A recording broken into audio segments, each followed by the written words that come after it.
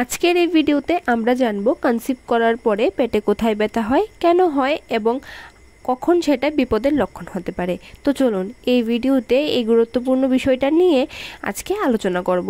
তো চলুন ভিডিওর মূল বিষয়ে যাওয়া যাক। প্রথম আলোচনা করব যে কনসিভ করার পরে ব্যথাটা ঠিক কোথায় হয়। গর্ভধারণের পরে ব্যথা সাধারণত পেটের নিচের অংশে হয়ে থাকে। একে বলা হয় লোয়ার অ্যাবডোমিনাল পেন। বিশেষ করে জরায়ুর নিচের দিকে ব্যথাটা হয়, অনেক সময় এক পাশেও অনুভূতি হতে পারে। ব্যথাটা ঠিক কেমন হয়ে থাকে? এটা অনেক সময় টান ধরে থাকার মতো বা ধরে রাখার মতো ব্যথা হতে পারে। আবার কখনো কখনো মাসিক আসার আগের মতো ব্যথা মনে হতে পারে, কিন্তু হয় না। এই ব্যথা সাধারণত 1 থেকে 3 দিন পর্যন্ত থাকতে পারে। আবার কারোর এই ব্যথা একদমই হয় না।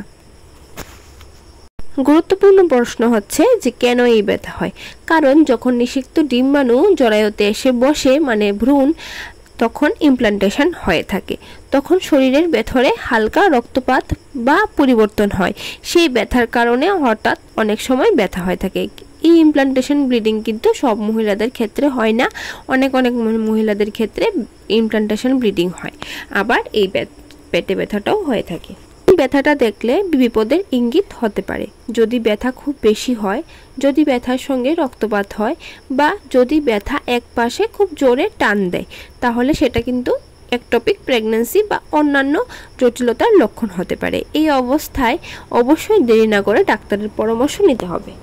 কনসিভ করলে যখন পেটে ব্যথা হয় এবং কি লক্ষণ দেখলে আপনি বুঝবেন যে আপনার প্রেগন্যান্সি কনফার্ম। স্তনে ব্যথা বা ফুলে যাওয়া, হালকা সাদা স্রাব, ক্লান্তি, বমি ভাব, গা বমি বা খাবারে অরুচি, পিরিয়ড মিস হওয়া, এগুলো হলো প্রেগন্যান্সির আর্লি লক্ষণ। আর যদি আপনার কনসিভের পরেই যাতে আপনার পেটে ব্যথা হয় আর এইগুলো লক্ষণও দেখতে পারেন, তাহলে কিন্তু আপনি কিট টেস্ট করবেন।